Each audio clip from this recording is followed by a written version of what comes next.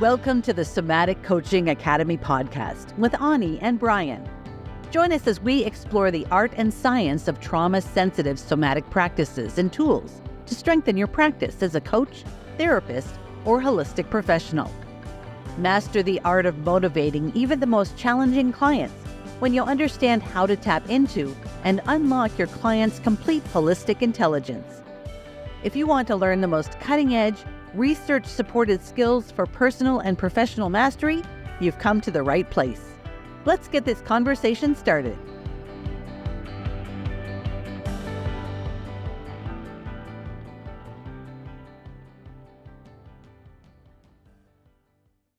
Hi, and welcome to the Somatic Coaching Academy Podcast. This is episode 26 in our four-part series of how to make pivotal life decisions. Hey, Ani. Hi there, Brian. I've been waiting for a whole week because you left us on a cliffhanger last time that the universe always says yes, but not to everything. And then you left us, which I know you really loved, by the way. You were like, yes, yes. So I'm really excited to continue this conversation. But before we do that, why don't we back up the train and talk about some of the things that we've been talking about in this series. And hey, if you are just catching this episode, go back 1, 2, so that you can listen to the whole thing. Yeah. Just really quick recap. Very first episode, we talked about why people play small or not at all. What stops us from making the pivotal decisions in our life that bring us to where we want to be in life and what we want to create in life. What kind of stops us from doing that? The last episode, we talked about the universe always says yes, that when we make decisions in alignment with natural laws, which we're going to talk more about today, exactly how to do that, that we experience, I loved your framing up of more peace. It's true. That's, I think, what we're really ultimately kind of looking for. More peace in our lives. Imagine that if every decision we made was accompanied by peace. Eventually. Well, it's eventually because it takes getting through some of the vibrational frequency stuff. And it's what the sensation-based tools are just awesome at. We had the graduation from our sensation-based motivation coaching program just a few weeks ago. And our students surprised us, actually. We got on the call on Zoom, and usually everybody has their cameras on, and we click into Zoom and they come on in, and we open up class a few minutes early and we chit chat a few minutes before we start class. And we opened up the room and we let everybody in, and everybody was coming in, but they didn't have their cameras on. And at first, 1 person, 2 person, 3 people. And then eventually we're like, this is fishy. What's going on? And they had so sweetly all crafted these signs for thanks and gratitude, specifically for us as the teaching team on that course. And they all opened up their cameras and they had their handcrafted signs held up on their screens. It was so wonderful to see and so heartwarming. And one of the students, as they were sharing their gratitude and what they were so proud of themselves for doing over the course of the 6 months in the program, they said, I've learned how to choose. And I don't know about for you, Brian, but for me, that's part of what I've also learned with the sensation-based tools is how to choose. We're not just a somatic coaching academy here where you come and you learn body tools and you learn how to calm down. You learn how to change your life. You learn how to make powerful decisions. And that right there was just it was just such a great share. I think it summed up so much of what we do here is learning how to choose. And it takes time to learn because it's a skill. Just like anything else, learning how to think differently and learning how to make powerful decisions is a skill. We don't think of it often like that, but it is. And it takes some time to be able to reprogram ourselves to become a person who can think for ourselves rather than think what we've been taught to think, and how we can feel for ourselves rather than what we've been taught to feel, and take actions for ourselves rather than what we've been taught to do. It takes a little bit of time to build those muscles and develop those skills. And then when we can do that, not only do we get to have a more wonderful life, we get to impact everyone around us, even if we never do the tools with them.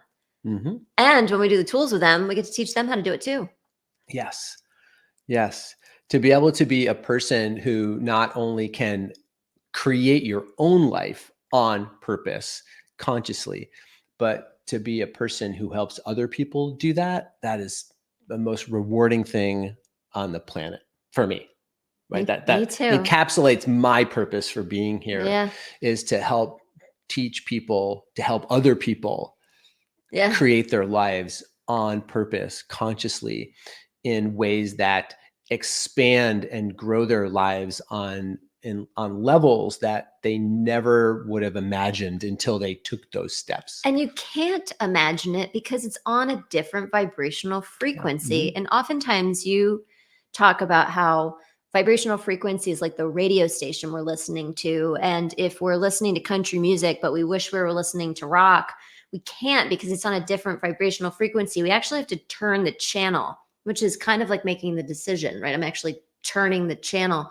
And, so oftentimes we're listening to country music, wishing we were listening to rock and wishing we were listening to rock, but you got to turn the channel, right? And so that's, a great example of changing vibrational frequency is like changing the radio station. And the decision is changing the radio station. Yep. Like we don't get the new frequency until we've made the decision. To your point, right? Because you're listening to rock and you're like, I'm listening to country, wishing I was listening to rock, until you make the decision to put your hand on the dial and turn the station, then you get the new frequency. And it seems like a silly example, but it's literally what's happening in people's lives when they're not making decisions, powerful, purpose-filled, pivotal decisions.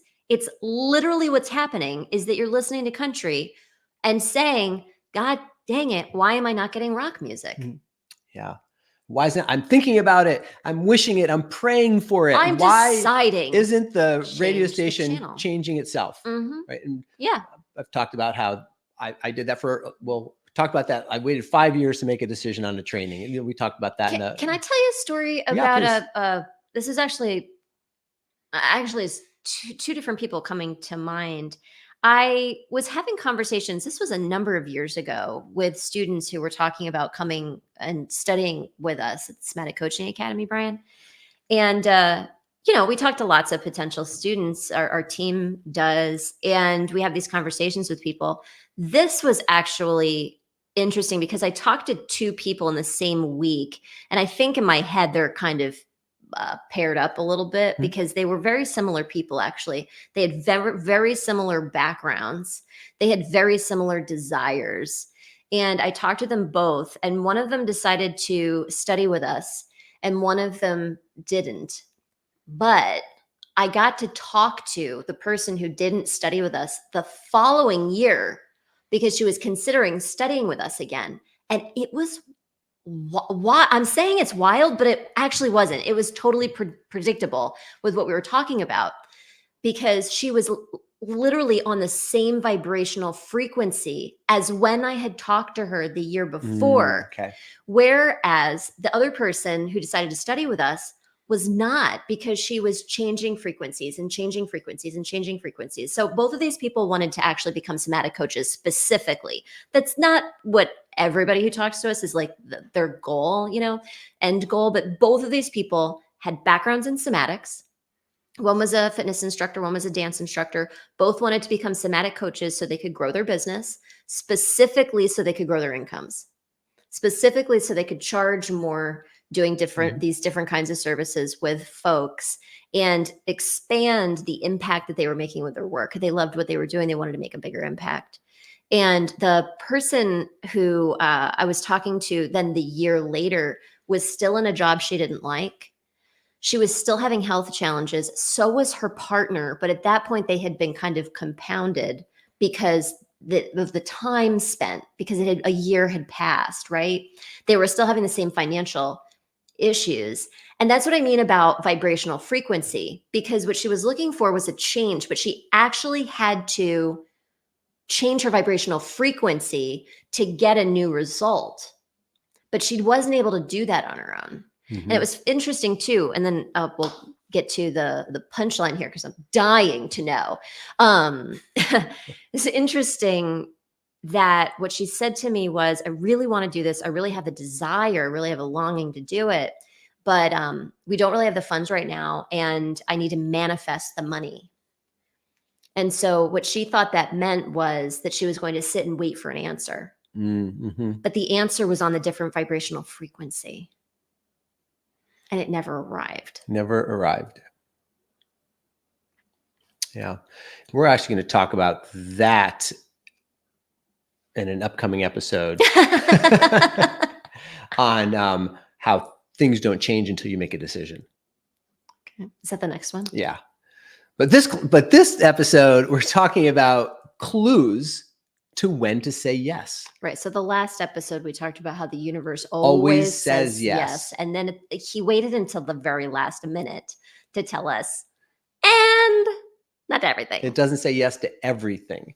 You know, we actually have given this talk a couple of times at conferences, Ani, about the universe always says yes. And then we're going to talk about the clues to saying yes. And we get feedback after the talk often that people say, well, you didn't leave any room for no. and I say, isn't that funny? Because the point is that the universe doesn't say no. The universe only says yes. But not to everything. But not to everything. If you think about it, when you say yes to one thing, you're actually saying no to other things just by default. Yeah. But if you focus on the no, then you're actually saying no to a lot of other things and you don't get a yes. So just the mindset of being attached to focusing on a no decision. And there's a lot of ways to have an empowered no and those types of things. Sure. That's important to consider. consider. Yeah, it's a big part of our program, actually. But what we're talking right now with decision making, if we're focusing on the no and we're pushing back a little bit on, it's not always a yes. It doesn't mean does that mean I say yes to everything? Does that mean I say yes when my partner wants to go out on a date, but I have a headache? Does it mean I say yes to my kids when they have ice cream before dinner? Does it mean, no, we're not saying that. We're saying when you're making a decision, the universe is always going to make a decision associated with more growth for you to become the person you are meant to be. That's what it's about. And it actually does feel like increased like resistance or power kind of behind life force energy, I guess, when you know very well that you want to be elevating and expanding yourself in some kind of way and you're not. Mm-hmm. You know very well.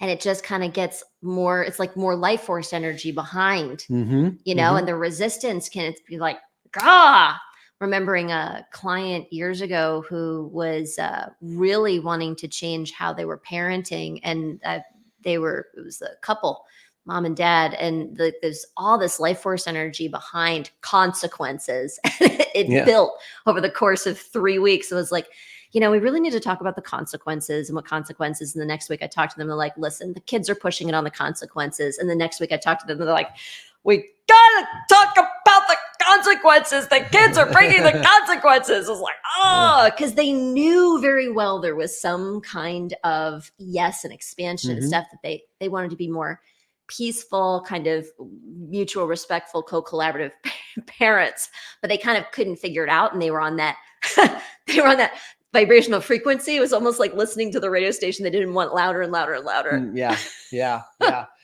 So I love what you're bringing up here, Ani. It's going to actually lead to our punchline for today's episode. There's a punchline today too? Today's episode also. So let's kind of start moving in the direction of the clues to say when to say yes, because the way we think about it is actually a little counterintuitive. We're going to read some of these to you, and you might be thinking, wait, that's when I would say no, not yes. So let's move here. Okay. So the first law we want to talk about is the law of cause and effect. So the law of cause and effect is a natural law. And what that means is that every effect that you see had a cause. Everything that has been created, everything that shows up in front of you, everything that occurs in your behavior, all of your results, circumstances, the environments, they all had a cause somewhere. So that's an immutable law of cause and effect. I wonder who the cause was. Who the cause was? I wonder who the cause was. So oftentimes we think the cause lies like outside of mhm. ourselves or whatever. Like you're the cause. Yeah. Yeah, the cause is the subconscious mind, really. Yeah. Our own. Our own subconscious mind and collective subconscious Absolutely, is creating reality. Yeah, thanks for bringing that up because that's so true. The collective subconscious is creating our collective reality. Right. So the law of cause. 100%. So how would the law of cause and effect show up with making a pivotal decision? Well, here's the way it shows up. Have you ever had it happen where you have literally just thought about something or like had a desire for something, and then the answer or the opportunity for that desire shows up like immediately? I have so had that happen like a lot of times. I'm trying to think of one recently. Because it's actually a sign you're in the flow. Mm-hmm. That synchronicity is a sign that you're on track, you're on purpose, you're in alignment. Yeah. Yeah. One of my favorite stories about this, Ani, was a conversation you had with one of our past graduates who actually now is a trainer for us, who had a dream about you, right? Yeah. Literally had a dream about you. Yeah, that's true. Like, this is what we're talking It was about. before she was a student. And she didn't tell me about it at first, which was hilarious. Like we had our first conversation, which tracks, she's very respectful, kind of, polite person. Yeah. And so we have our whole first conversation and she's tell me about the programs. And I'm very interested in the whole thing. We talked the next time and she reveals, I had a dream about you. You were in my dream. So I'm already going to say yes. I mean, I know that I am because you were in my dream. It's like, you've got to be kidding. Can I tell you? That's happened twice since. That was 3 or 4 years ago. That's actually happened twice that people have told me, watch out, folks, because I might show up in your dreams, apparently. Well, so let's compare and contrast this, Ani. So this person had a dream and she said, well, this is obviously a yes for me. Exactly. So she's following the law of cause and effect. But have you ever talked to anybody who said, you popped up in my feed or you did this, but it's a no? Listen to this one. Yeah, somebody, I called them actually. I just thought about them and was like, I wonder how they're doing. And maybe we have a program coming up. Maybe they would be interested. It just popped into my head. So I called them and they said to me, I was literally just meditating, praying for an answer to problems that I've been having. And you just called. I mean, she was like in tears. Mm-hmm. That's happened a number of times too. But that person then got off the phone with me and that was it. They didn't follow the thread. They didn't follow the thread. Yeah. So this is, again, so the universe is giving you the doorway. So you have a prayer, you're meditating, you want an answer, you need a solution. And then it shows up for you. That's a clue to say yes. That's the universe saying, hey, here you go. It's right here. Here's the fastest path to going what you're praying for. It's right there. But it's amazing how many people, when they get to that pivotal decision, say no. They follow their programming rather than the universe. Yeah. I got a funny story for you. I haven't told you this. And, we don't necessarily subscribe to like following your angels and guides, although there are plenty of people in our community that totally love to follow the guidance of their angels and guides. Brian, a student told me this the other day. I thought it was really funny. One of our students was working with a client, and the client's goal for the session was, I would like to connect with my universal support via my spirits and guides. And so at the end of the session, they decided that the client was going to ask and wait for a sign. Okay, this is the session. It was in person. So she leaves the session. She goes into her car. She turns on the radio, and it's Adele singing "Hello" from the other side.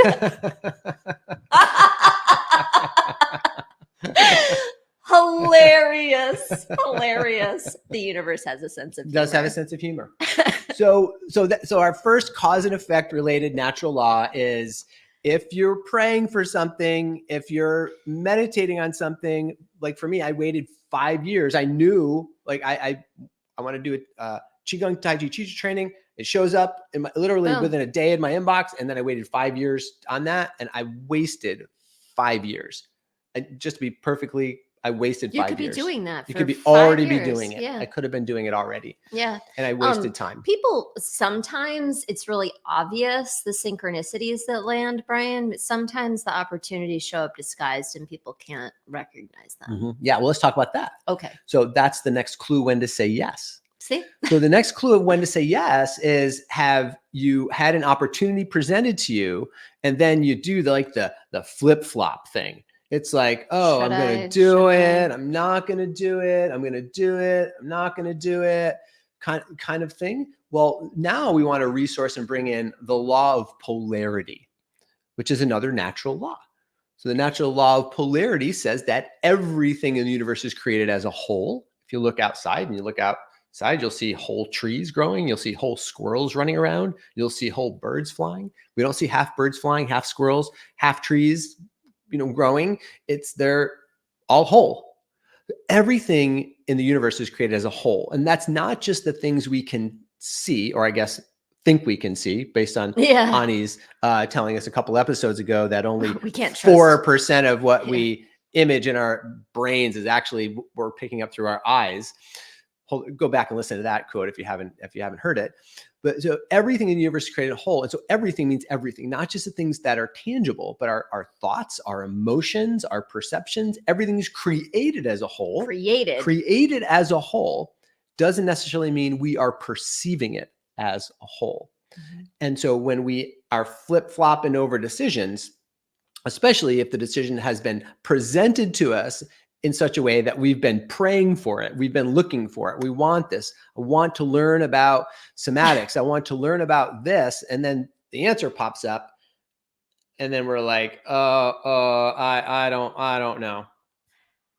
I've had some conversations with people that have freaked them out because what they're looking for is exactly what we offer, but it showed up so quickly for them that they freak out.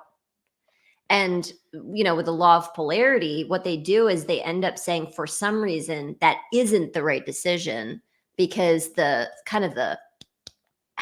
just how vividly and quickly it was right there. Like, I had somebody come do one of our info sessions just this past week. And they're like, I just heard you on a podcast. I went to your website. I saw you had an event today. So I'm just here. And I was like, what do you want to know? And they're like, I don't even know. But the matchup was so good in terms of what they were looking for. I was thinking to myself, this could actually freak them out a little bit because it's so crystal clear. Yeah. And a lot of what people do when that happens is they end up going into the opposite. So the law of polarity is that everything is created as a whole, and that there's equal and opposite of each, right? Yep.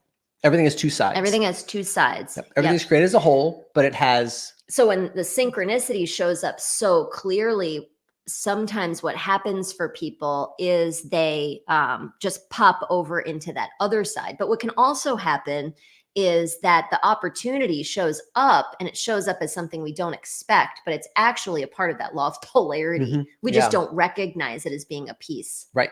So one of the aspects of the law of polarity, in that everything's created as a whole, is there is always a conservation of loss and gain. Right? Gain and loss are two opposite sides. And so those are, if you understand that everything's created as a whole, then you never really gain anything more than you lose. You never really lose anything more than you gain. So if you're focusing on the losses, you're not seeing the gains. Yeah. And which is most of the problem that people have, right? They're focusing on what they're going to lose. 100%. Yeah. And so when we get to this point of like this person showing up and saying, oh my, this is a perfect synchronicity. It's exactly what I asked for. And then we don't make the decision because we're focused on what we're going to lose.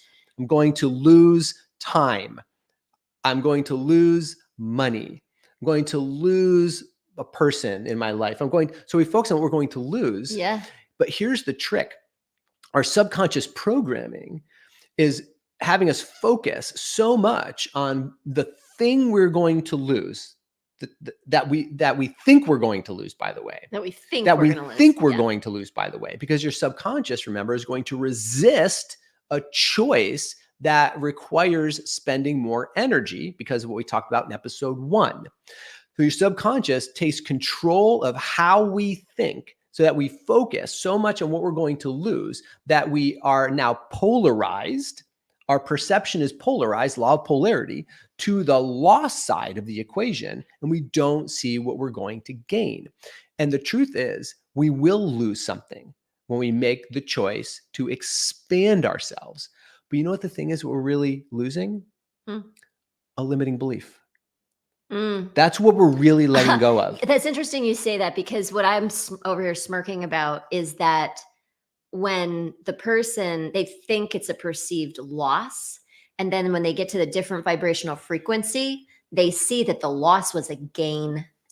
Yes, exactly. And that's because when you let go of the limiting belief, the limiting program, and you move to a different frequency, now you can see with a different perspective about your past life, if you will. Yeah. The frequency difference that you move to. But while you're enthralled with the limiting program, you can't see that.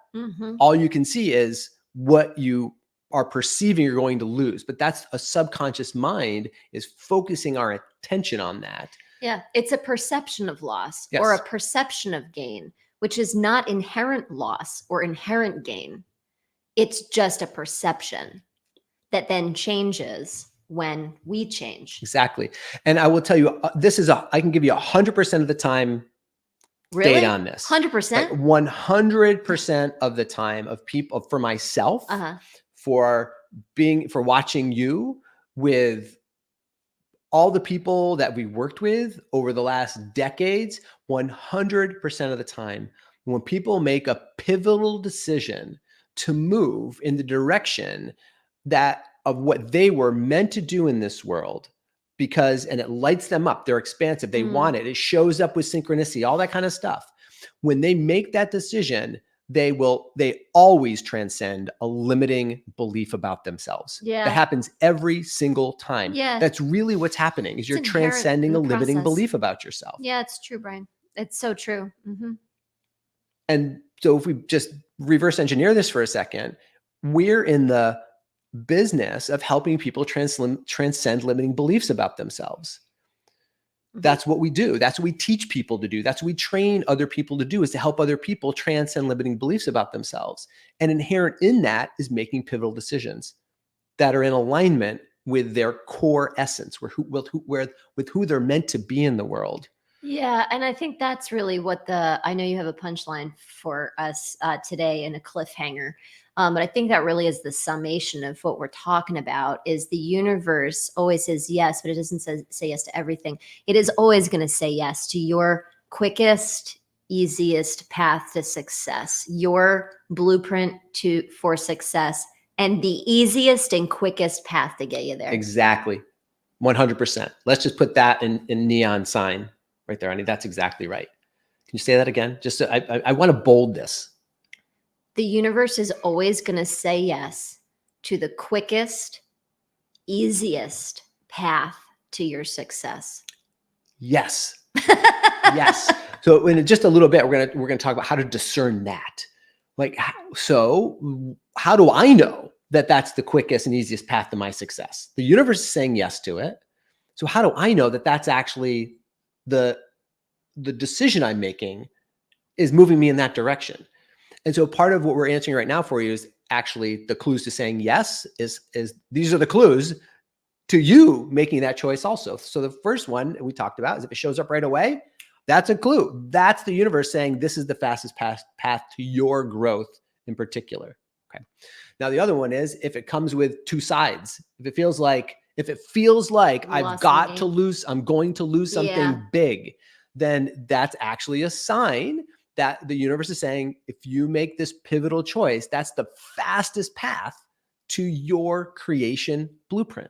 Can we talk about the pucker moment? Yeah, please go ahead. Okay. You want to talk about it? I love the pucker moment. That's another sign that the universe is helping you to say yes. And it's that moment when you have a desire and something shows up and you're like, yes. And then either like totally immediately, like right away, or within a few moments, you start to pucker up. It's like the contraction starts to Yeah. happen. So it's like, yes. Oh, God. Mhm. Yeah. And because But as ooh. Ani was saying, you know, that the only thing in the universe is expansion. The universe is expanding faster than it's contracting, right? Oh, it doesn't, yeah, it just expands. It just expands. Now, But we don't. but there is actually a force of there is some force of contraction in the universe. Otherwise, the universe would just go expands so quickly it would just tear itself apart, right? Right. So there is a contraction force, but there's always more expansion than there's always more expansion than contraction, Right. And so that it keeps expanding and growing. So and when we talk about macrocosm and microcosm, like our bodies are a microcosm of the macrocosm of how the universe operates. So we have both kind of idea of expansion and contraction. We were born to expand. We were born to expand. We talked a little bit about this last episode, how we were born to say yes, but we were taught to say no. We're born to say yes, but we were taught to say no. Think about when you were young, what did your parents do all the time? No, don't do that. Don't do that. Don't do that. Don't do that. Don't do that. Don't do that. And we find ourselves as parents going, oh, kids, don't do that. Don't do that. No. And there's a little joke around parents and kids. The best way to get your kids to do something is tell them not to do it. Yeah. And they'll do it. And that's because the subconscious mind does not register the negative. They're just hearing the thing. So they're just hearing the thing. Yeah, we have a little niece. She's 3 now. Mm-hmm. And we live on the lake. And when she starts to run to the dock, right, it's so tempting. Yeah. It's so hard to say something like walk, because the tendency is to go, don't run. Mm-hmm. But all they hear is run. Yeah, exactly. They don't hear don't. They just hear run. Where you'd be better off saying slow down or something like that, yeah. or walk or something like that, wherever it kind of meets where the kids. But the universe, that doesn't say no. The universe is kind of working on this level of collective, deep consciousness that's a part of everything. But we were taught, so we were born to expand, but we're taught to contract. Right. So when we have a desire for something and an opportunity shows up and we feel that immediate kind of like expansion, or we feel the expansion while we're talking about the opportunity, but then a decision point starts to come near. Mm-hmm. Then we can feel that what we call the pucker moment, which is this contraction that happens, and all the shoulds or whatever start to come into our system. The vibrational frequency of the should starts to come into our system, and it feels like a contraction. Yeah. So when we're growing up, when we're taught something is wrong, it gets combined with a feeling of contraction in the body.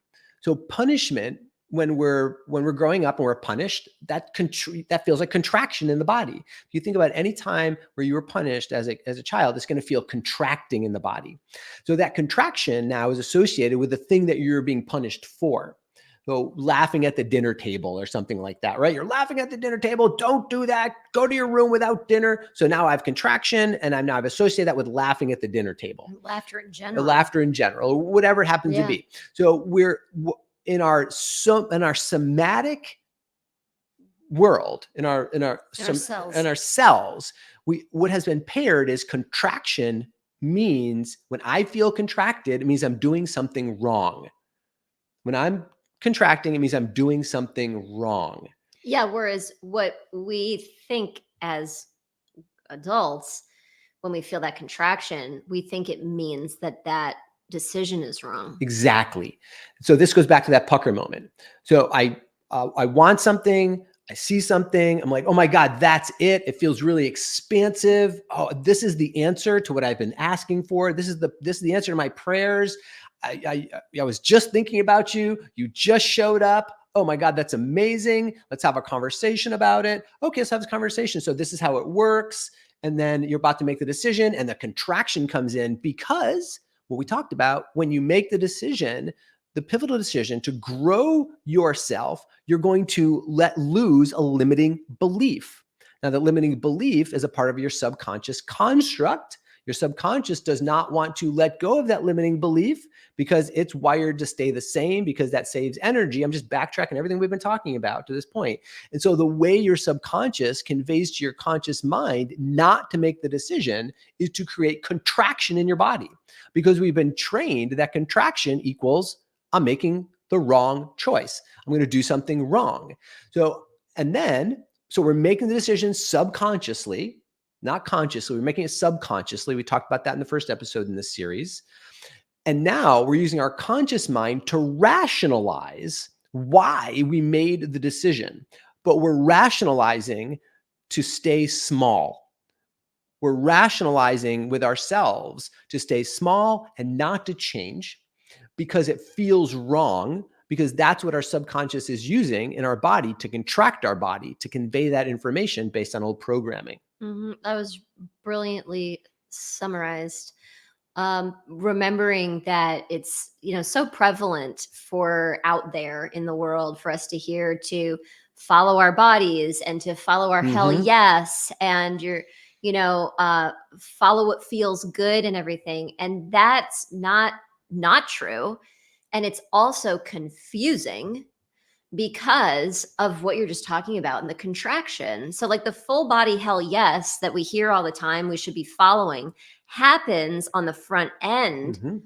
But if we wait, it's not a continued thing. We don't just walk around feeling the full body hell yes every moment, because you feel that initially, but then it's followed by a contraction. And so if we then wait on the decision and feel that contraction and go, oh, it's a no, because it feels like a contraction. It doesn't feel like a hell yes. It felt like a hell yes 3 minutes ago. What changed? Exactly. Well, we did a podcast. One of our very first podcasts we did, Ani, was we talked about spending $25,000 on a 4-hour meeting with a person we were working with at the time. And this happened for us and for me. I'll speak for myself. When I first got the thing, I was like, yes, this is what we need. Signed on the dotted line, committed $25,000, and then contraction in the body. Like, what did we just do? Oh my God. Oh, this is like, I'm doing something wrong. This is so irresponsible. All those things. On the other end of that experience, I let go of a massive limiting belief about myself, and about the world and about how the universe works and all these things. Right. And I've never gone back. Never gone back. Absolutely. I'm contrasting that with a decision I had to make last month where I felt a hell yes, and then I felt a hell no. And because I knew what was happening, but I'd already let some time pass because I'm busy, right? Like the hell yes came, then the emails came, and the appointments that I had to get to came, or whatever. But because I know what's going on here, I still followed through on it, even though I was I had gone through the expansion and the contraction. Whereas in the example that you just mentioned, we didn't have time to really experience the contraction so much because we had made the decision so quickly. Right. So in this thing that happened with me last week, it was actually a very similar investment level. And I know how this goes. And there was some time put in place there, but I still was able to make that pivotal decision for us because I know how this works. Yeah. It can really hoodwink us. Remember, our subconscious mind is telling us how to think, and it's telling us how to feel. So we have these feelings come up and all the thoughts agree. That's a bad idea. When 30 seconds ago, 3 minutes ago, a week ago, whatever, it was really in alignment. Yeah. So just to simplify this clue to say yes. So with all that information, this clue to say yes is when you have a big somatic charge around it. Either it feels like a hell yes, or it feels like a hell no, believe it or not. Those are both clues that pivotal decision is the fastest path to your growth, to where you want to be in your life. And this is the one that's really counterintuitive. Most people are like, it feels really contracted. Oh, that's definitely a no. actually that's your subconscious response to knowing that the yes to that decision will eradicate a limiting belief that exists in your subconscious mind. So I've heard people then argue with examples about why what Brian's saying doesn't work. So I also want to kind of say this. It's the exact same thing. I'm going to say it in a different way. When you feel the expansion and then you feel the contraction, which is exactly what he's saying with the charge. When you feel charge around it, when you feel the expansion and then you feel the contraction, that is the intensity, I guess, is what I want to point. When I say a charge, it's the intensity. Yeah. Somatically. Exactly. If the decision is if the universe is saying this is not the fastest path to your growth, it feels like it's neutral. It feels like meh. Yeah. You're like, I'm not really interested in that kind of thing. So that's why I said the charge, either it feels like a positive charge or it feels like an intense negative charge. Either way, strongly investigate that pivotal choice, because that choice can change your life, especially with the thing that you've been praying for to change in your life. Absolutely. Yeah. All right. So we have talked about, Ani, clues to say yes. We talked about when it shows up right away. Yeah. That's a clue to say yes. We've talked about when it shows up and it looks like you've got to lose something, right? That's actually a clue to say yes. We've talked about when it comes with a big charge around it. Like that's something to say yes. We've also talked a little bit about you kind of don't recognize it because it comes in at a different frequency. Right. Because making the decision is going to elevate you to a different frequency. So all of a sudden the opportunity doesn't look like what you thought it was going to look like, or it looks like a loss, or it looks like a mess. Yeah. Or here's the other one. It looks like too much work. Yep. Yep. Too much money, too much time expenditure. Yeah. And again, if you just go back, of course it would look like too much energy, because your subconscious is like, wait, I'm programmed to preserve energy. Right. So let's hold back on that. It's not the right time to do it. We'll do it when we have more time or more energy. The problem is, you may not ever have more time or more energy. Unless you change the patterns, and you're just going to be confirming whatever patterns are at play when you wait. Like we talked about, I think it was last episode. Yeah, because you're still going to be doing the same patterns. The same patterns are going to be doing you. Yeah. Exactly. Until you transcend them. Yeah. So there's kind of can we talk just about healthy waiting and unhealthy waiting? Sure. Honey, so what's an example if someone's going to make a choice? They have a prayer, they want something, the answer shows up, and they're like, oh my God, that is the answer. That's definitely the answer. Well, now, how can you tell the difference between when you're procrastinating or falling prey to your subconscious as compared to saying yes as the universe would say yes? Well, I think for me, the thing is making a decision. You might actually wait on the fulfillment of that decision, but you make a decision. So, the decision, one of the things we say about making the decision is it's like signing on the dotted line is making a decision. Putting a deposit down is making a decision. But I loved how you were talking about it in terms of choosing to wear a shirt in the morning. And you don't actually make the decision until you put it on, because there's some kind of skin in the game. There's some kind of skin in the game. Yeah. And then a decision is actually made. So there might be some kind of waiting in terms of the fulfillment of the progression of, but a decision is being made. So that's what comes to me when I think of the waiting. Yeah. So it's kind of like buying a house. When you buy a house, you put a deposit down on the house, and then there's often time between when you put the deposit on and the closing on the house. Sure. And there's certainly then 30 years maybe between you actually paying the whole house off. Sure. So, and even moving in but signing on the dotted line is actually putting in your deposit. Yeah. That's how you hold the space energetically for your change. Even though you're not fulfilling on it right away, you're still holding the space for your change. Instead of just saying, oh, you know what? Yeah, this is the perfect house. It has everything that I want, all those things. But because I don't have that amount of money in the bank right now, and I don't have the time to do it right now, or somebody doesn't want me to do it right now, even though it's really what I want and it's really this perfect thing for me. I'm just going to pass. I'm going to pass, and I'll look at the house next year. I think another thing that's coming to me as I'm listening to you talk about it is rationalization, Brian, Mm-hmm. because there's a waiting. There's a rationalization that happens in the waiting that is really about the subconscious mind working to convince us to reject an idea.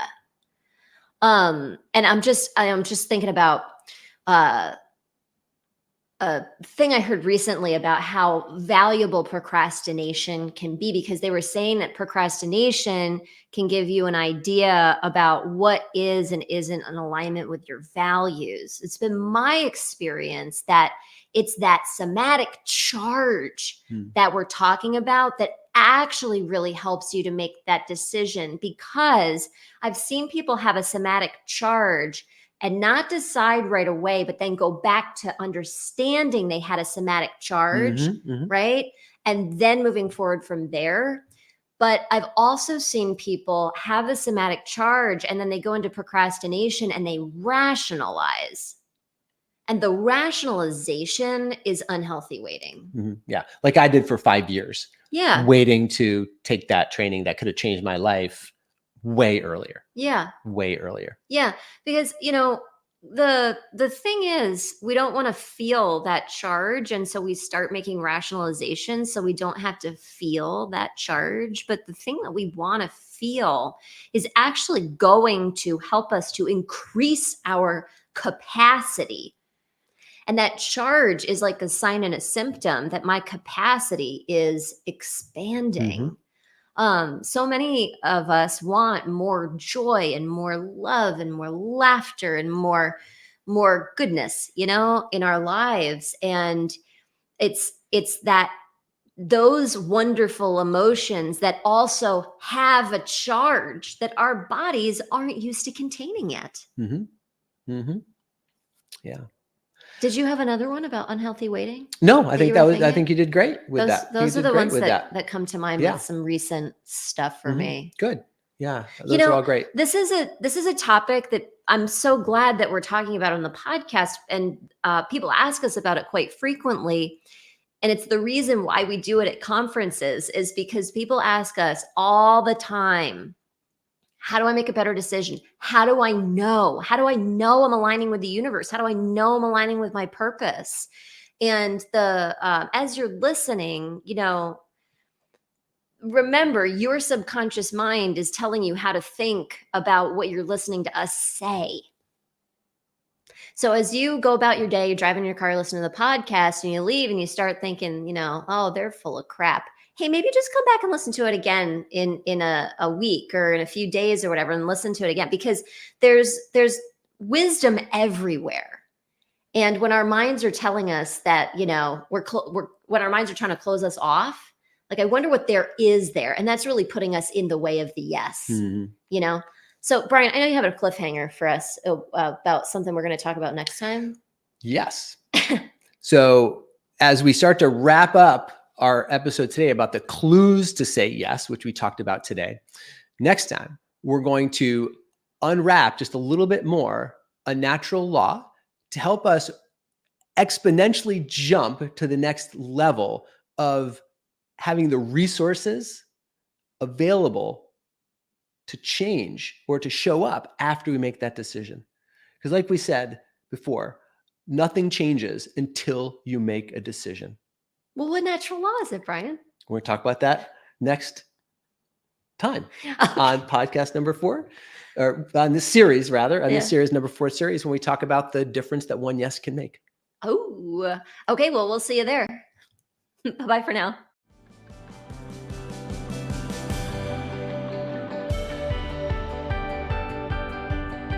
Thank you for listening to this episode. We hope that this conversation will help you improve your practice and change the way you think about your work, your clients, and yourself. Continue your exploration of trauma-sensitive somatic coaching by listening to more podcast episodes at somaticcoachingacademy.com. You could be the trusted guide that people turn to help them with their most challenging situations and to reach their most precious goals. Thank you for joining us. We'll see you next time.